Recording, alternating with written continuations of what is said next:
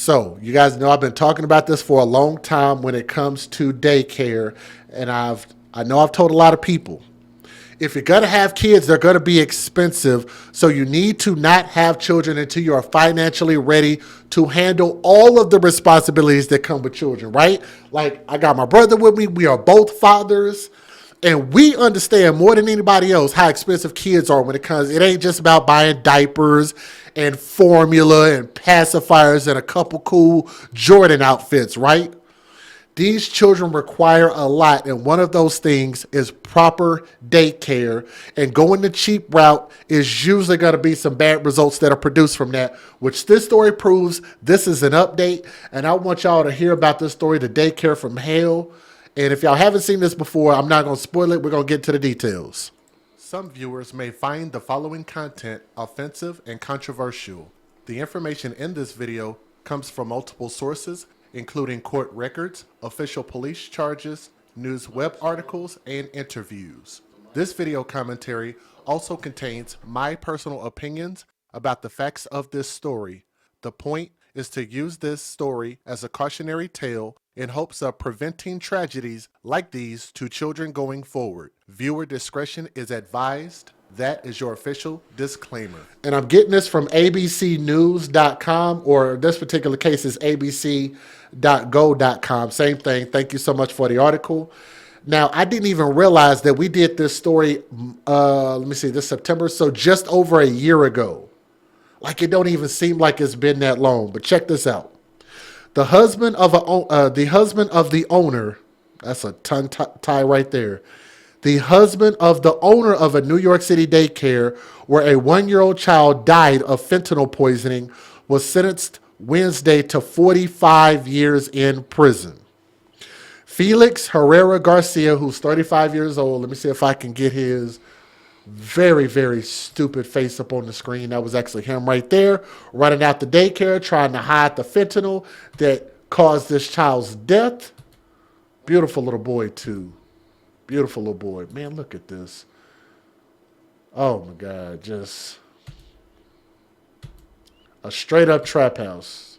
That's truly what it was. Beautiful little boy. And this house was a freaking mess. I think y'all could see his face for the most part. I don't have just straight on pictures. That's probably about the best one. But let's go ahead and continue to get to the details. 35 years old. He pled guilty in June to federal drug charges for trafficking fentanyl out of the daycare. Why does that sound like a rap song? Anyway, in September 2023, a 1-year-old boy attending the daycare by the name of Nicholas Dominici died, and 3 other children ranging in ages from 8 months old to 2 years old were hospitalized and treated with Narcan. So if they used Narcan, that means that these children also could have died also. They were revived. But this little boy wasn't able to survive. And this place was a goddamn pigsty, just so y'all know. It's freaking nasty. And I'm actually get back to, I think I dissed the parents before. I'm going to diss them again here in a minute, just so y'all know. In his sentencing, federal prosecutors said Herrera Garcia was seen fleeing the Bronx daycare through the back alley. Let me see if I can. I need y'all to see. I need y'all to see this. Where is it at? Yep. Let's put this on the big screen.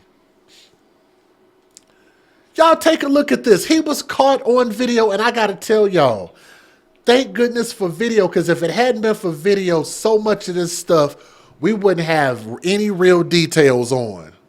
It'd just be a lot of conspiracy theories for the most part. He was caught on video, as you can see, got them bags. He was trying to run out with the work. He was trying, what they say, he ran off from the plug twice, right? Herrera was seen fleeing the Bronx daycare through the back alley carrying 2 heavy shopping bags while children were suffering from the effects of fentanyl. They were basically dying. Herrera Garcia and others stashed more than 11 keys of fentanyl. I said keys.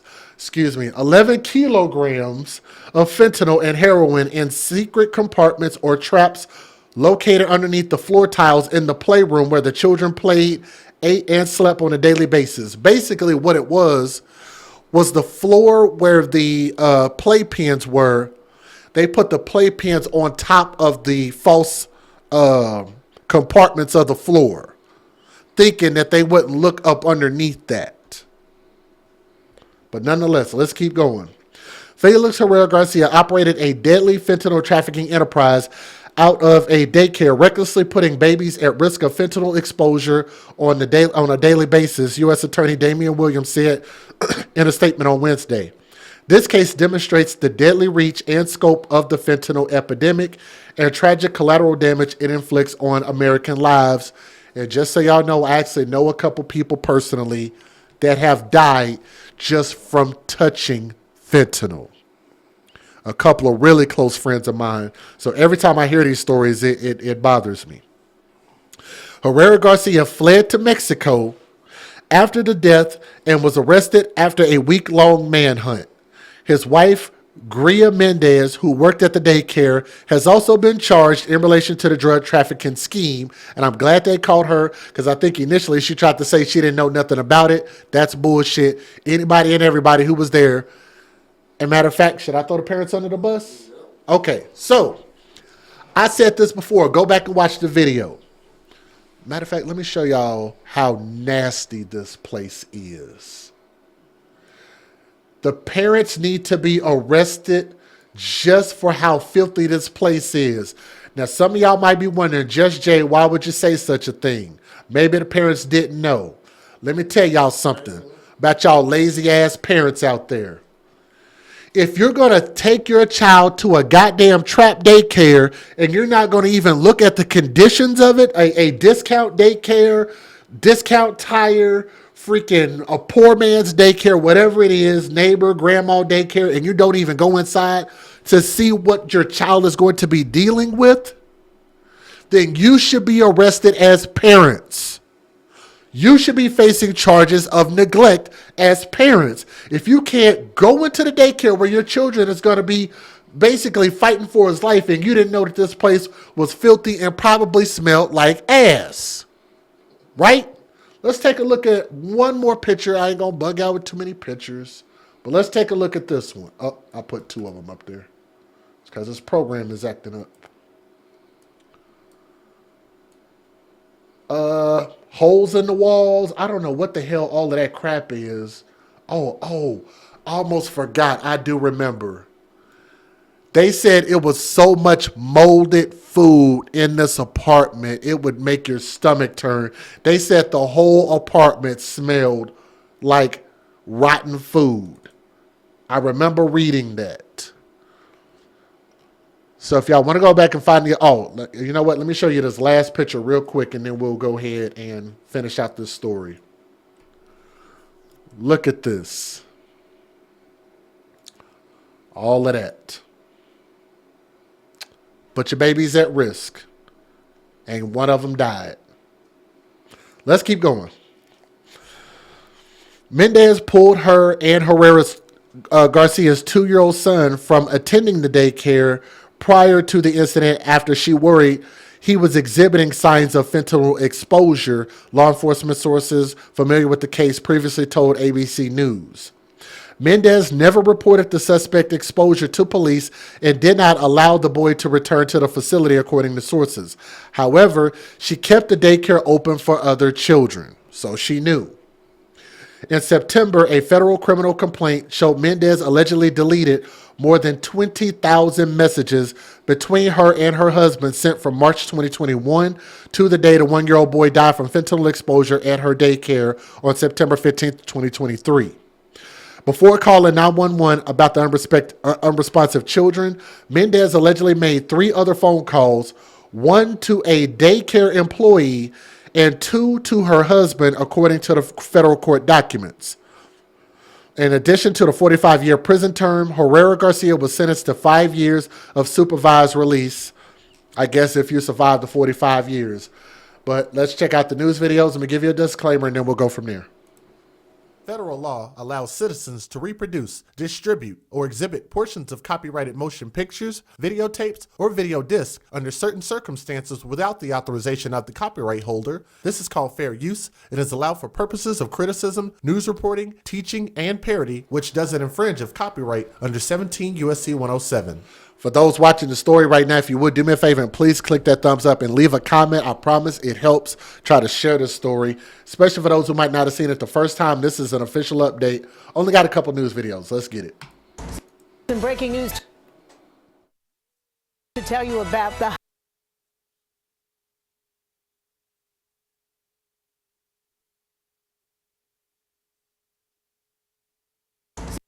breaking news. Good evening and thanks for being here at News 12 The Bronx, where local matters. I'm Noelle Lilly. 2 men are now facing prison time after pleading guilty in the death of a 1-year-old child. Prosecutors say that child ingested a deadly amount of fentanyl at a daycare in Kingsbridge last year, a story many of us could never forget. News 12's Eli Murillo headed back to the neighborhood where it all happened and has reaction from the community. Officials say Felix Herrera Garcia and Renny Antonio Parra Paredes pleaded guilty in connection to the death of 1-year-old Nicolas Dominici. Back on September 15th of last year, officials say Dominici ingested a fatal amount of fentanyl at El Divino Niño Daycare along Morris Avenue. Ahí no se movía nada. Si lo hacía muy oculto.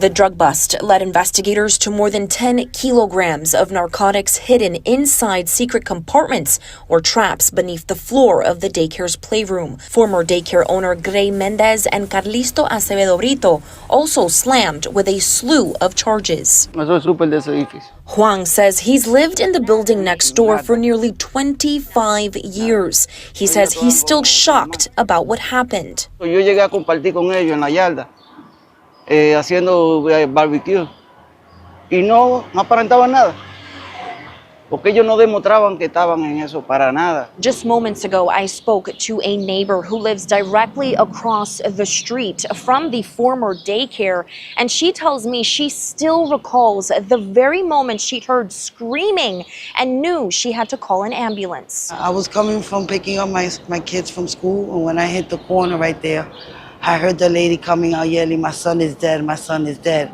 And she was like jumping the kid up and down because he was already like unconscious. At sentencing, both Garcia and Paredes face up to life in prison. In Kingsbridge, Eli Murillo, News 12 The Bronx.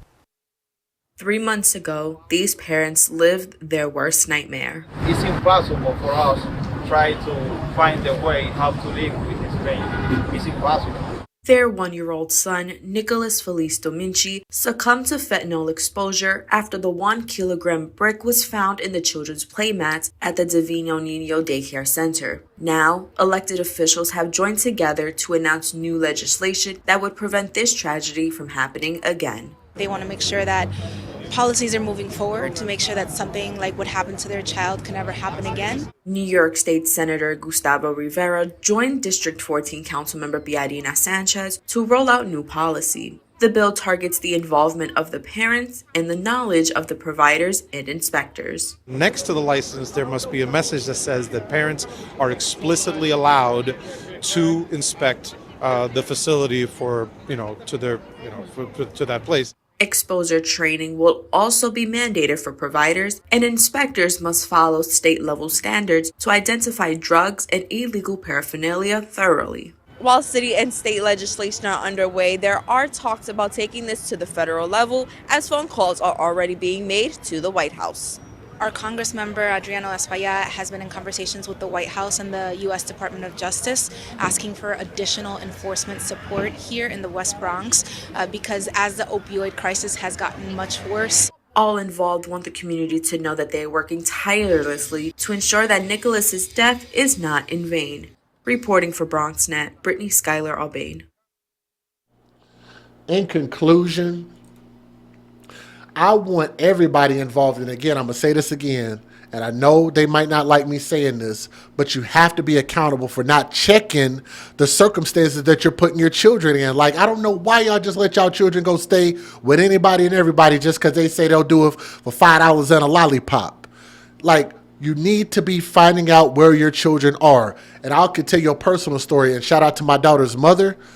We didn't send my daughter to daycare at all, so we had to struggle it out between me working a weekend shift so she could work during the weekdays so we could switch off, and nobody ever had to watch our daughter except for us, her mom's mom, and my mom. So us as a family, we did that up until she didn't go to her first daycare, I don't think until like 3 years old. But we were very diligent before we sent her to our first daycare. And that's just what you got to do. You got to put your baby first and stop just doing things just, well, daycare is expensive. Just stop having kids. Like, I'm trying to tell y'all, if ain't nobody told you before, children are expensive. If you cannot give them the best, it's best to not give them. Ooh, that's pretty damn deep. If you can't give them the best, then it's best not to give them. We're going to have to mark that down. I'm going to have to write that down. One of y'all write that down and email it to me. That's real good right there. To this little boy, young Prince, R.I.P.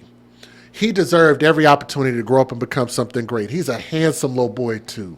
And that young man probably could have been your next governor, your next senator, your next anything, but we will never know. So keep the rest of those children in your prayers and stop sending them to these damn trap daycares. Thank you guys so much for listening to the story. Leave a comment in the comment section. Thank you.